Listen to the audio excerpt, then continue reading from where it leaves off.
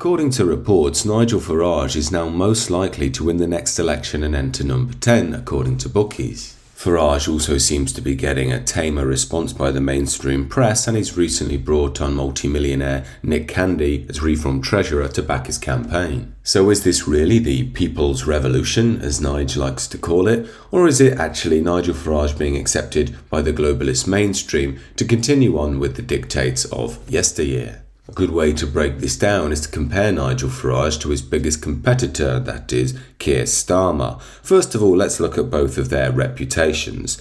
From the outset, Nigel Farage has been a symbolic figure representing anti-mass migration sentiment. To be fair to him, he has led on that issue, and he's picked up on something that the liberal mainstream really have not figured out, and that's that mass immigration and concern around it is not a far-right issue. It's not even a right-wing issue. It's an apolitical issue. That's why many people who used to vote Labour all their life will happily vote for someone like Reform if they push an anti-mass immigration message. Farage is also symbolic of a classic British libertarianism in a modern nanny state era. In a sense, it's a British MAGA. You see him with a pint and a fag, and he doesn't want to be told what to do, as this clip shows. You're a smoker. Yeah. Worried about your own health at all when it comes to... What's it got to do with you?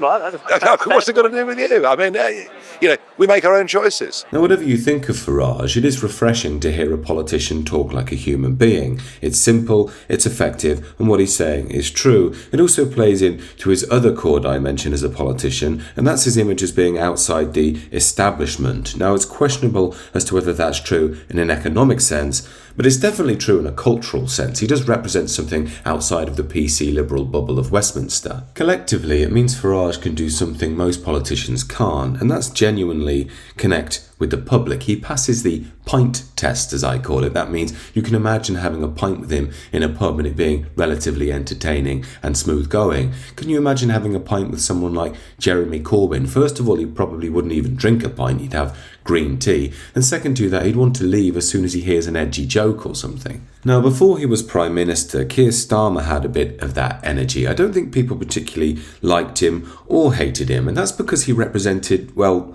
nothing. He seemed utterly charmless. Yet as soon as he became Prime Minister, we realised that what he was made of wasn't actually nothing, but instead a robotic, cold and brutal practicality which earned him the sobriquet, the Starminator. As we witnessed after Southport, he didn't seem to feel any genuine sympathy with the British people and their concerns. He was more concerned about the response to it and throwing people in jail over tweets. He's got no compunction about old ladies freezing in the winter, and he doesn't even seem bothered about his massive unpopularity either. Yet it seems some people in and around the Labour Party have noticed this is a very big problem, even if Starmer hasn't himself, and they've had a proverbial word on his ear, by which I mean they've reprogrammed the Starmbot. In the past few weeks, gone have been the gloomy predictions for the future. Everything is the fault of the Tories, and anybody who's concerned about mass migration and violence on the street is a far-right racist who belongs in jail. Now Starmer has done a complete 180 and is promoting populist messaging on mass immigration. He's aware the public are outraged with the Tories for betraying us again and again, and the figures getting completely out of control, and he started to say that immigration under the Tories was an open border experiment that was planned. This is playing to the absolute heartland of Britain. Now I, like many of you out there, don't believe Starmer is quite politically astute enough to make such a move, and we know that such rhetoric wouldn't come from the ideological left. After all, mass immigration is a good thing, diversity is our strength, and so on. This seems to have come from someone who's a lot more politically aware. This is why some people think New Labour figures might be involved, namely Tony Blair, Peter Mandelson, these sorts of people. More cynical, skilled and practical politicians know that if you take that line, the Tories, especially Kemi Badenoch, don't have a leg to stand on, and you will destroy them. But why was cutting immigration not a priority?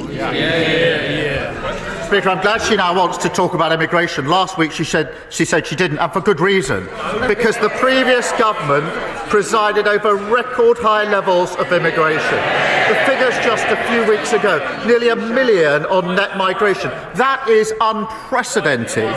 A one-nation experiment in open borders under the last government. And she was the champion. She stood up and praised the then Tory Home Secretary for listening to her on removing caps on migration visas. So she was applauding it. Now she's furious about what she was campaigning for. We will drive it down. We will drive down lawful migration. We'll drive down illegal migration. Now, whatever you think of Keir Starmer, he is correct there. The Tories' policy on immigration is absolutely woeful and they're in no position to criticise anybody. However, we'd be fools to think that Keir Starmer or Kemi Badenoch actually care about mass immigration. To them, Brits becoming a minority in Britain is a side issue if it even matters at all. So what is Keir Starmer's actual plan here? And what's his long game? Ditto, what's the same with Nigel Farage, and who's going to win out in the battle for number 10? Now, the clearest indication of that comes from leftist Labour hardliner communist Paul Mason. He's written a piece in the New European stating, Starmer gets it, this is the age of tough liberalism. Tough liberalism? That sounds awfully familiar, doesn't it?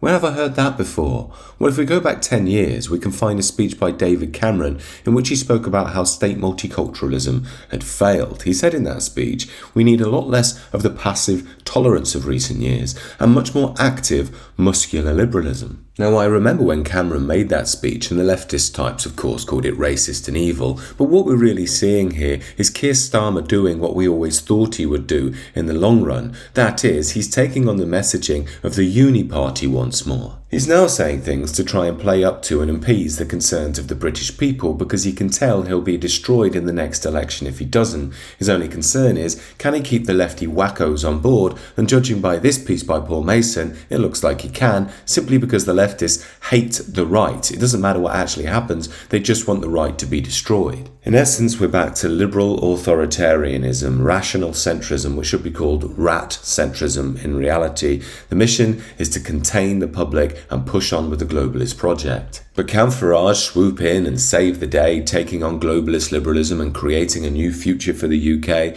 Well, from what we've seen so far, it doesn't look like it. He's already pushed against populist messaging, I would assume, in a mission to be welcomed by the globalist mainstream. He's poo-pooed deportations and says that we're going to have to win over Muslims if he's to succeed in the future. So basically just libertarian globalist messaging then. But if Farage's mission is to make it to number 10, he shouldn't really care what people like I think. I'm a traditionalist after all. I think globalist liberalism isn't going to be destroyed via elections. We have to go through cycles of death and rebirth in order to remove that, not just in the UK, but around the whole Western world. The battle for number 10 rests on two key things. Firstly, can Farage maintain the working class patriotic vote as he moves closer to acceptable liberal opinion in order to get elected? On the counter side, can Starmer hold the leftist support he has? And with that, will any people in Middle Britain actually vote for him, even if he is trying to change his rhetoric now? He did absolutely huge damage around Southport that I don't think anybody's going to forget overnight.